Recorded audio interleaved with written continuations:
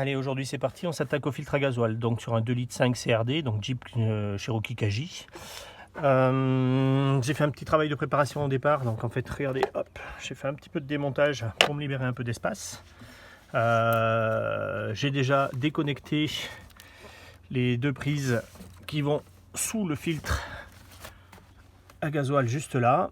Donc une, je crois que si je dis pas de bêtises, c'est pour la détection de l'eau dans le gasoil, et l'autre c'est pour le réchauffeur, en fait, tout simplement. Donc c'est ces deux prises là. Je les ai notées moi en fait en fonction de la couleur. Donc vous voyez là j'en ai une B parce que elle va sur une fiche bleue. Et là j'en ai une avec un G qui va sur une fiche grise. C'est pour éviter de me mélanger après derrière, car elles se ressemblent beaucoup et que des fois c'est un peu chiant. Ça c'est simplement la prise qui venait juste sur cette pièce là. Vous l'avez remarqué, j'ai débranché également la batterie. Ça m'évitera de faire masse avec une clé en touchant ou un truc comme ça. J'utilise une clé à filtre en fait, tout simplement pour dévisser le filtre à gasoil qui est cette partie là. En fait c'est cette partie là qu'on va changer. En dessous, hop, ici, c'est ici que sont branchées donc les deux causes que je vous montrais tout à l'heure. Je vous reprends dans 2 minutes. Donc voilà, j'ai commencé à desserrer mon filtre. Là j'ai mon porte-filtre. Là j'ai une partie on va dire en plastique qui est quand même très fragile, donc il faut y faire très attention. On va continuer à le dévisser. Faire attention, à l'intérieur vous avez du gasoil, donc c'est pour ça que je mets un chiffon ici, c'est pour éviter que ça dégueulasse tout et que ça sente le gasoil pendant 10 ans. Donc là en général, il suffit de faire attention, de le dévisser bien droit. Évitons d'en mettre de partout, c'est pas gagné avec une seule main. Donc je vais vous demander une petite seconde. Hop là. Tac. On fait attention en le dévissant. Donc vous voyez, là, le gasoil commence à couler. C'est normal. Il n'y a rien de grave à ça. Je vous reprends dans 2 minutes. Dessous, on voit la partie sur laquelle étaient branchés les capteurs, etc. On a un petit bouchon de vidange ici qui permet de vidanger l'eau qu'on pourrait avoir dans le gasoil. Et on voit qu'au fond, vous avez un fond de gasoil que j'ai laissé parce qu'il est un petit peu sale. Sinon, le reste, je l'ai récupéré en fait dans des pots. Vous verrez pourquoi tout à l'heure. Cette partie-là, en plastique, est très fragile, donc à démonter uniquement à la main. Si c'est vraiment bloqué, il vaut mieux serrer le filtre, puisque lui, de toute façon, partira à la poubelle. Mais cette partie-là, uniquement à la main. Que ça coûte un bras, et qu'en plus, c'est très fragile, tout simplement. Donc on va la dévisser, et puis je vous reprends. Et donc voilà, j'ai donc dévissé la partie basse du filtre à gasoil à la main, comme je l'ai dit. En fait, la partie basse, dessus, vous avez un joint à la base qui est vendu avec le filtre, hein, vous le verrez sur le nouveau. Et là, on va avoir l'ancien filtre. J'ai récupéré un peu de gasoil quand même avant, et je vous montrerai pourquoi. Je l'ai mis dans 2 pots parce que j'ai été un petit peu... j'ai sous-estimé la contenance de mon filtre à gasoil. Mais on peut le mettre que dans un pot propre de préférence et pas humide. Le nouveau filtre à gasoil, le voilà. Donc là, c'est la partie qui va se visser sur la tête de filtre avec le joint qui est déjà compris dedans. Hein, on le voit juste là. Donc là, ce joint-là va venir se fixer sur la tête de filtre en haut. D'accord.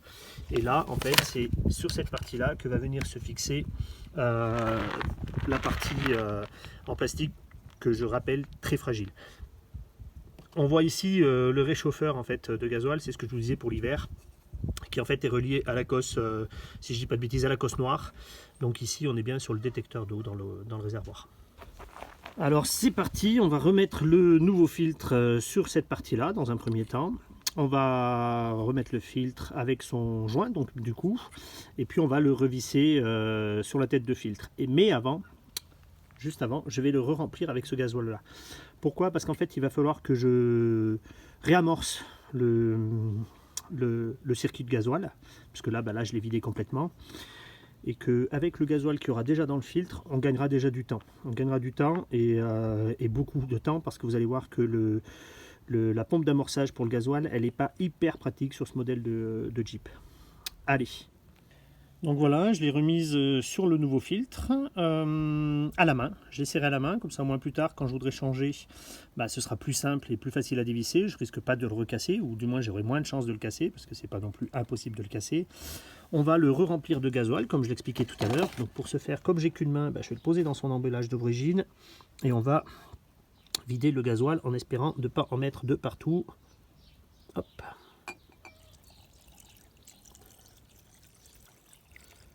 À l'intérieur. Là. Là, ça va être un peu plus chaud parce que je l'ai un peu trop rempli et que je tremble. Oh, trop de café.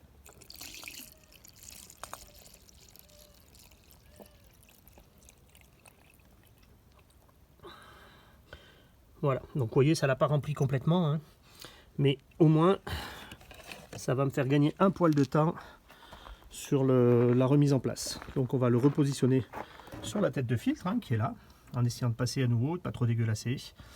Et puis derrière, je vous ferai voir comment on pompe. Donc voilà, tout a été remonté. On a rebranché bien entendu tous les câbles. On ne voit pas bien ici les dessous. J'ai repositionné tout mon matériel autour, donc le filtre est bien à sa place. Il va falloir donc maintenant purger l'air. Pour purger l'air, il n'y a pas 50 solutions. On va avoir cette vis là qu'il va falloir enlever. En fait, c'est la vis qui permet en fait tout simplement d'éjecter l'air à l'intérieur. Là, vous avez votre arrivée de gasoil. Là, la sortie en direction des injecteurs et de l'injection, quoi, tout simplement.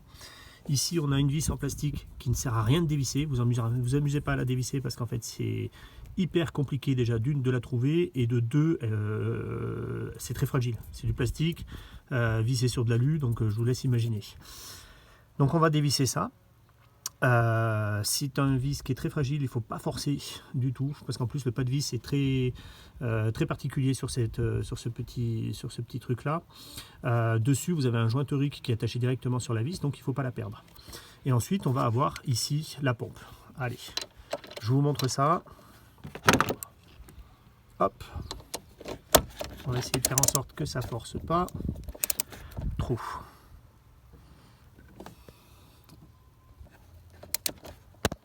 Hop. Donc là, je l'enlève.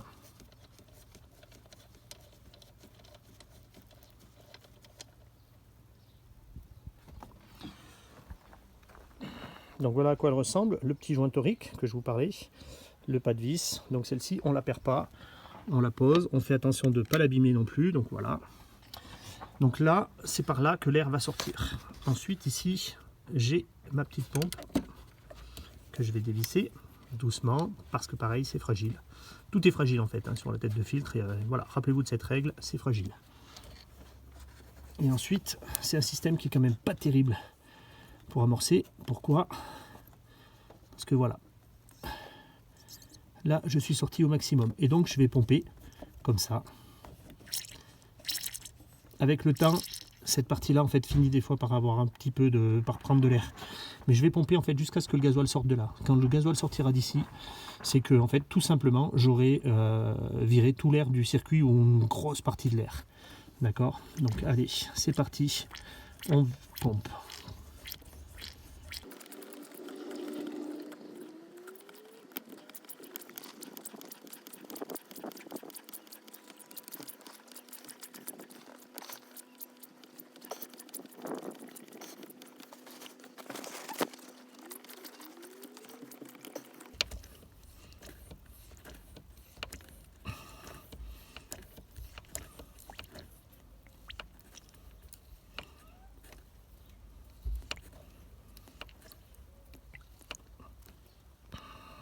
Donc voilà, le gasoil sort, on peut refermer le bouchon ici.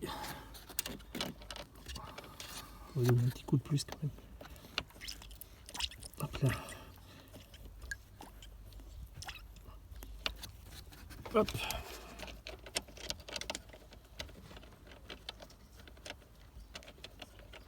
Faisons attention de ne pas abîmer ce petit boulon.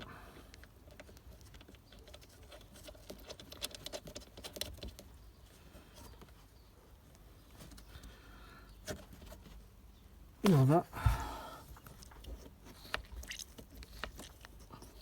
refermer ceci. Il ne reste plus qu'à essayer le démarrage. Donc voilà, le démarrage est fait. On va attendre un petit peu pour voir si tout le circuit de gasoil tourne. Une petite accélération juste pour le fun.